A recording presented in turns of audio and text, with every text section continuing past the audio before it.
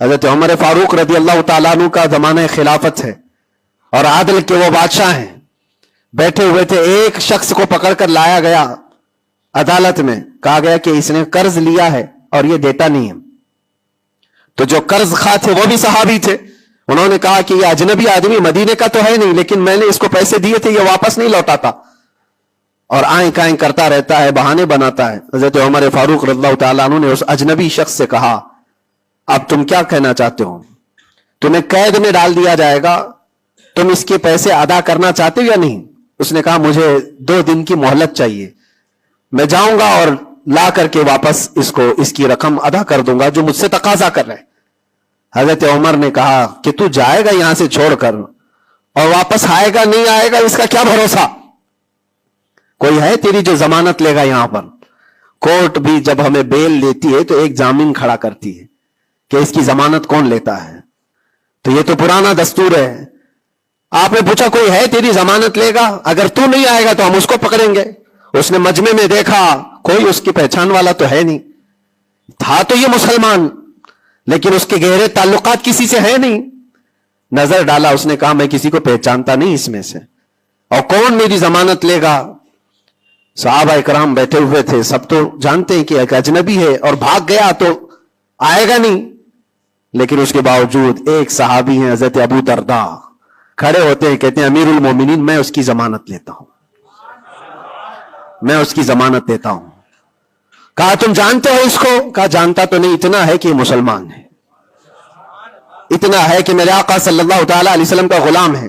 کہا کہ اگر یہ واپس 2 دن کے اندر نہیں آیا تو ابو درداء نے کہا امیر المومنین آپ مجھے گرفتار کر سکتے ہیں, میں اس کی جگہ پر قید میں چلا جاؤں گا. تو آپ نے لکھوا دیا اور اس شخص کو چھوڑ دیا, جاؤ 2 دن کا تمہارے پاس ٹائم ہے, لوٹ آ جاؤ. وہ چلا گیا. لوگوں میں تو یہی مشہور تھا, ایک بار جو چھوٹ گیا وہ عدالت سے واپس کہاں آتا ہے؟ کب وہ کسی کے شکنجے میں آئے گا؟ 2 دن کا وقت گزر گیا اور شام ہو گئی, وہ آیا نہیں. مغرب کا وقت تھا, اس سے پہلے امیر المومنین نے کہلا بھیجا کہ ابو درداء سے کہو کہ اپنی گرفتاری دے دے. جس کی وہ ضمانت لیا تھا وہ آیا نہیں ہے. عدالت پھر سے لگی, قرض خواہ جنہوں نے قرض دیا تھا وہ بھی تھے, اور حضرت ابو درداء کو لایا گیا. کہا کہ میں تیار ہوں. وہ نہیں آیا, لیکن ابھی عدالت ختم ہونے سے پہلے دیکھا کہ وہ شخص واپس لوٹ آیا, مال بھی لے کر کے آیا, اور کہا کہ امیر المومنین مجھے تاخیر ہو گئی, میں معافی چاہتا ہوں, راستہ ایسا تھا ویسا تھا, لیکن میں لوٹ آیا اور جس کی امانت ہے وہ واپس کرتا ہوں. حضرت عمر فاروق رضی اللہ تعالیٰ عنہ نے فرمایا ٹھیک ہے, جس کا قرض ہے, جس کے تم نے لیے تھے اس کو لوٹا دو. اس نے جب وہ قرض خواہ جو صحابی تھے ان کو لوٹانے کی بات کی کہ آپ کی امانت آپ لے لیں, تو وہ کھڑے ہوئے اور کہا کہ میں معاف کر دیتا ہوں, جو تو نے لیا تھا اس کو میں نے معاف کر دیا, جاؤ. تو حضرت عمر فاروق رضی اللہ تعالیٰ عنہ فرماتے ہیں کہ پھر یہ مجلس دیکھی تو اس اجنبی شخص سے پوچھا تو چاہتا تو بھاگ جاتا, تو چھوڑ کر چلا جاتا, واپس نہیں آتا تو کون پکڑ کر لاتا؟ تو کس علاقے کا ہے یا کہاں جاتا؟ واپس کیوں آیا؟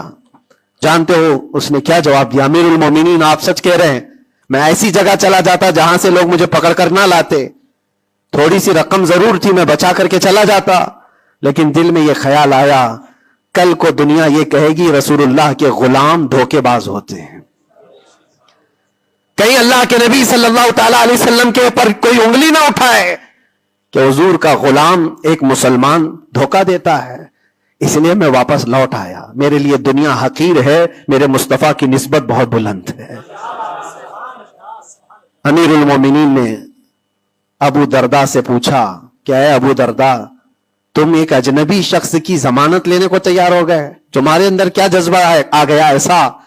ابو درداء نے کہا امیر المومنین میں نے دیکھا یہاں پر حالات ایسے کہ اس کو پہچاننے والا کوئی نہیں, اور اگر ہم میں سے کوئی بھی نہیں اٹھتا تو یہ شخص اور اس کے بعد آنے والی قوم یہ کہتی حضور پاک صلی اللہ علیہ وسلم کے غلاموں میں مدد کرنے کا جذبہ ختم ہو گیا ہے, نبی پاک صلی اللہ تعالی علیہ وسلم کے غلاموں میں مدد کرنے کا جذبہ چلا گیا. کوئی اگر یہ تانا مارتا, اس لیے میں کھڑا ہو گیا.